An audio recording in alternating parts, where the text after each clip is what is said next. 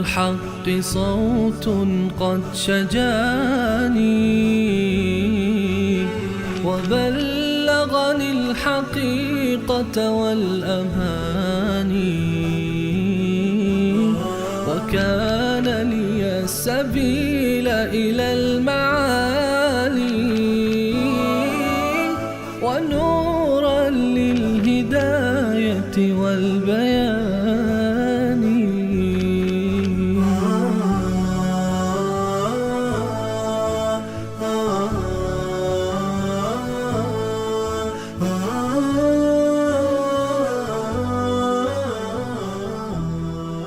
بسم الله الرحمن الرحیم. اللهم صل علی محمد وعلى آل محمد كما صليت على ابراهیم وعلى آل ابراهیم انك حمید مجید و بارک علی محمد وعلى آل محمد كما باركت على ابراهیم وعلى آل ابراهیم انك حمید مجید. عرض سلام دارم و ادب و احترام خدمت همه شما خوبان و سروران. امیدوارم هر کجا که هستید توفیقات روزافزون الله متعال قرین راهتان باد و هر روز و هر لحظه زندگیتان در عبادت الله متعال زیباتر از روزها و لحظات گذشته آن سپری گردد. با شما هستیم با آیات دیگر از سوره مبارکه طلاق و بررسی ترجمه معانی آیات عظیم این سوره مبارکه طلاق، سوره‌ای که به حکایت تلخ طلاق میپردازد و احکام طلاق. اما عجیب آن است که الله متعال در این سوره در خلال بیان آیات و احکام متعلق به طلاق آیاتی رو ذکر می‌فرماید که در امیدوار کردن بندگان به الله متعال و امید بخشیدن به زندگی بی‌نظیر است در کل سوره های دیگر قرآن کریم. الله متعال در این سوره مبارکه به ما فرمود که وقتی که طلاق میدیم زنها رو در عده باشه، در طهر باشه و از خانه ها اونها رو اخراج نکنید، در داخل خانه باشن و عده اونها رو بشمارید و فرمود که لا تدری لعل الله یحدث بعد ذلك امرا. تو چه میدانی شاید بعد از این الله متعال تقدیرش برای شما خیر باشد و برای شما امری رو در نظر گرفته باشد. و بعد باز الله متعال فرمود وقتی که نزدیک میشه پایان عده آنها یا به نیکی اونها رو نگه دارید، برگردید، یا اینکه طلاق بدید به نیکی و مخالفت نکنید و شاهد بگیرید و شاهدها به خاطر الله متعال شهادت بدن و این دستورات الله متعال رو نادیده نگیرید. و بعد فرمود در کسی که تقوا پیشه کند الله تعالی برای او راه برون رفته از مشکلات در زندگی رو وجود خواهد آورد و راهی رو ایجاد خواهد کرد و از جای او رو رزق خواهد داد که هرگز گمان نمی‌کنه و هر کسی بر الله متعال توکل بکنه برای او کافی است و الله متعال کار خود را انجام خواهد داد. اما برای هر چیزی زمانی است و مناسب است. تا اون زمان صبر بکنه انسان تا زمانش فرا برسه. نه بدی تا آخر خواهد ماند و نه خوبی تا آخر باقی خواهد ماند. یعنی نعمت و ثروت و آسایش و راحتی و همینطور مصیبت و غم و غصه هر دوتا زمانی دارند پایان خواهد رسید. و باز در آیات بعد الله متعال درباره عده زنهایی که حیض نمی شدن فرمود 3 ماه، چه زنهایی که یائسه شدن سنی از اونها گذشته و کسانی که به علت مریضی یا اینکه سن کوچک حیض نمیشن و طلاق داده شدن فرمود 3 ماه از عده اونها. و زنهای حامله رو هم فرمود که عده آنها وضع حمل آنهاست. و باز فرمود در که تقوا پیشه بکنه الله تعالی کار او را آسان خواهد کرد و آسانی خواهد آورد در کارهای او. و همچنین فرمود که هر کسی تقوا پیشه کنه الله متعال گناهان او را خواهد بخشید و اجر و پاداش او را زیاد خواهد کرد. اینها وعده های الهی بود در خلال احکام طلاق برای کسانی که در همچین شرایط سختی هم الله متعال رو فراموش نکردن و تقوای الهی پیشه میکنن. و الله متعال به ما نشان میده که اگر میخواید مصیبت های مانند طلاق و یا مصیبت های دیگر زندگی رو راحت تر تحمل بکنید تنها راهش همین است، تقوای الله متعال و رابطه با الله متعال. در ادامه الله متعال در آیه 6 میفرماید اعوذ بالله من الشیطان الرجیم اسکنوهن من حیث سکنتم من وجدکم. آنها رو، زنهای خودتون رو مسکن بدید در فضایی که هستید هر چقدر که وسع و توان شماست در ایام عده طلاق. ولا تضروهن لتضيقوا عليهن. اونها ضرر نرسونید به نیت که اونها رو تحت فشار بگذارید و اذیت بکنید. و این کن اولات حمل، اگر اونها حامله هستن فانفقوا علیهن، پس باید بر اونها خرج بکنید، خرجشون و نفقهشون رو بدید. حتی یضعن حملهن، تا وقتی که بالاخره بچه به دنیا میاد، بچه شما هم هست و تا اون موقع نفقه او به گردن شماست، توی مرد، ولی اینکه رو طلاق داده باشی. فإن ارضعن لکم، اگر بچه که به دنیا آمد شیر داد، مادر بچه رو، بچه توی مرد هم هست، بچه اون هم هست، فآتوهن اجورهن، در مقابل این کاری که انجام میده بعد مزدی به او بدید، چون بالاخره خرج فرزند به گردن پدر هست. و اتمروا بینکم بمعروف، مشورت کنید امرتون رو بین هم دیگه و به یک نتیجه خوبی برسید، به نیکی با هم دیگه سخن بگید، ولی اینکه از هم جدا شدید به خاطر فرزندتون. و درباره این اجر و مزدی که مادر اگر طلب میکنه برای فرزندش به نتیجه خوبی برسید. و این تعسرتم، اما اگر سخت گرفتید بر هم، مادر راضی نیست که بدون پول به فرزندش شیر بده و پدر هم راضی نیست که اون دستمزدی رو که مادر طلب میکنه به او بده، سر قیمت به توافق نرسیدن. احیانا این مشکل پیش میاد در لج و لج بازی هایی بین پدر و مادر، فرزندانن که قربانی میشن، طفل شیرخواری که مادر راضی نیست به او شیر بده به خاطر زیر سوال بردن پدری که از او جدا شده و پدرم به خاطر مادری که جدا شده از پدر، الان دیگه زنش نیست، راضی نیست که کوتاه بیاد و این مسئله قربانی فرزند است. اما ولو اینکه پدر و مادر فرزند خودشون رو به خاطر مصالح خود قربانی بکنن و فراموش بکنند، الله متعال مهربانتر از مادر است و مهربانتر از پدر. این فرزند رو فراموش نمیکنه و این طفل رو برای او حکمی در قرآن خود نازل میکنه. در جنگ بین غرور و کبر و خودستایی پدر و مادر بعد از طلاق، در جنگ بین این پدر و مادر که عزیزترین فرد زندگی انسان هستند و محبوب ترین ها، الله متعال فرزند رو فراموش نمیکنه، چون هم مهربانتر از پدر است و هم مهربانتر از مادر. مادری که حاضر نیست به فرزند خودش شیر بده و پدری که حاضر نیست به خاطر شیر فرزندش پیش زنش کوتاه بیاد، الله از این دوتا مهربانتر است و برای این فرزند حکمی نازل میکنه. و این تعثرتم، اگر شما دوتا پدر و مادر برای حکایت شیر دادن بچه با هم مشکل خوردید و سخت گرفتید بر یک دیگر، فسترضع له اخرى، یک دایه دیگری میگیری ای مرد، پول بهش میدی تا بیاد این بچه رو شیر بده. این بچه باید شیر بخوره. این بچه رو قربانی جنگ خانوادگی خودتون نکنید. الله متعال انقدر مهربان است که حتی اگر مادر هم به انسان پشت بکنه، الله تعالی به انسان پشت نمیکنه. الله ارحم الراحمین است. الله متعال هرگز من و تو رو ترک نکرده و فراموش نکرده. این من و توییم که الله رو فراموش کردیم و ترک کردیم.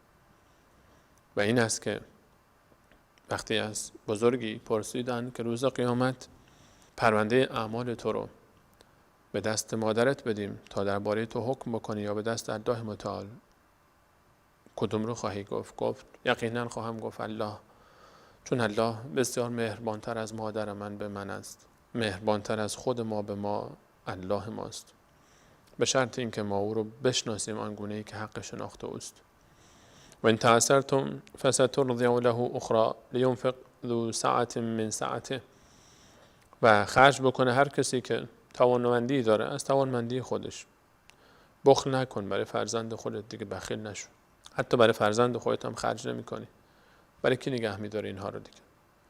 وقتی برای فرزند خودت خرج نکنی برای کی خرج می‌کنی؟ و ما قدر علیه رزقه، و اگر کسی بر او سخت شده، رزقش در مشکلات و سختی ها قرار گرفته، دستش تنگ است، فلینفق مما آتاه الله، از هر آن چیزی که الله تعالی بهش داده همونقدر انفاق بکنه، به اندازه‌ای که توانایی داره انفاق بکنه. لا یکلف الله نفسا الا ما آتاها، الله متعال هیچ نفسی رو بیشتر از آنچه که به او داده است، توانایی داده، نمیخواد ازش. الله متعال هیچ بنده‌ای رو بیشتر از حد توانش آزمایش نمیکنه و بیشتر از حد توانش از او نمیخواد. همینه که میبینیم مثلا در نماز خواندن، در احکام شریعت، در روزه گرفتن، در حج، شکل‌های مختلف داریم. در سفر مریض روزه میتونه بخوره، مریض میتونه، کسی که در سفر روزه رو بخوره، و در نماز حتی میتونه کسی که نمیتونه بیسته میشینه، کسی که نمیتونه بشینه دراز میکشه. الله متعال هر کسی رو به اندازه توانش از او میخواد. سیجعل الله بعد عسر یسرا.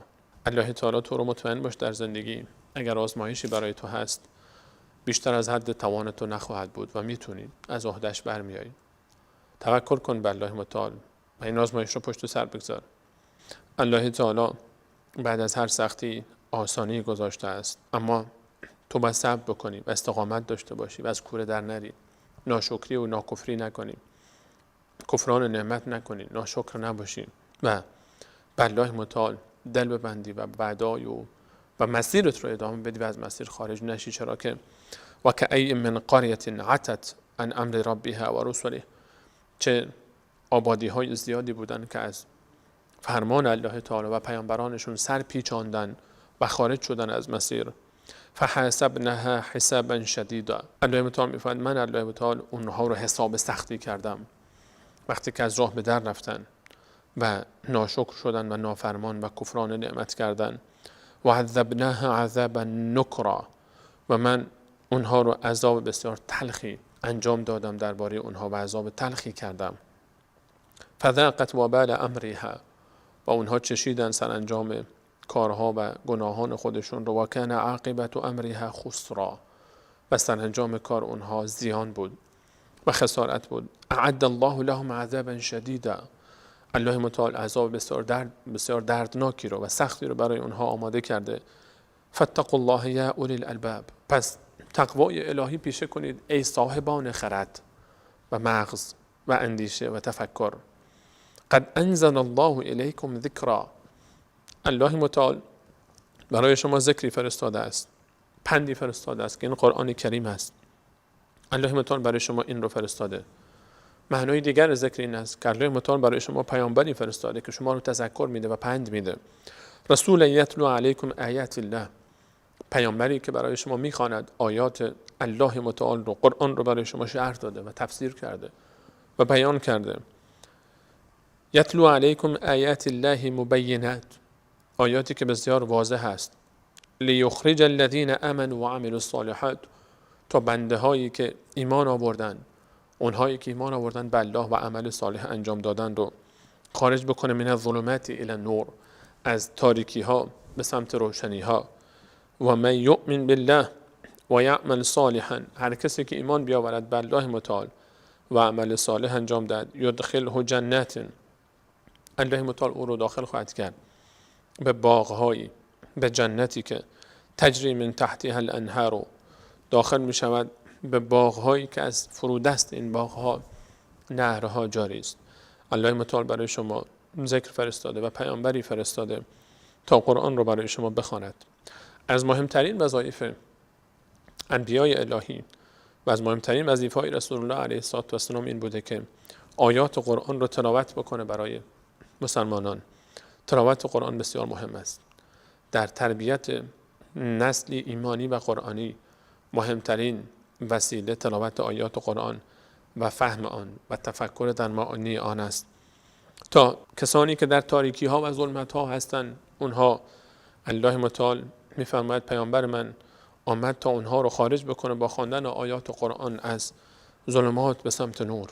قرآن نور است، انسان رو از سختی ها و مشکلات به آسانی ها و آبادی ها میبره و از تاریکی ها و ظلمت ها به سمت نور و روشنایی ها دلالت میکنه. و سرانجام این مسیر هر کسی که ایمان بیاره به الله تعالی و یعمل صالحا و عمل صالح میکنه.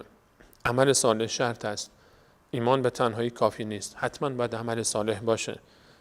یدخله جنت، او رو در جنتی داخل میکنه تجری من تحتها الانهار، که در این جنت نهرها جاری است. باغ بدون نهر، بدون جوی آب لذت بخش نیست.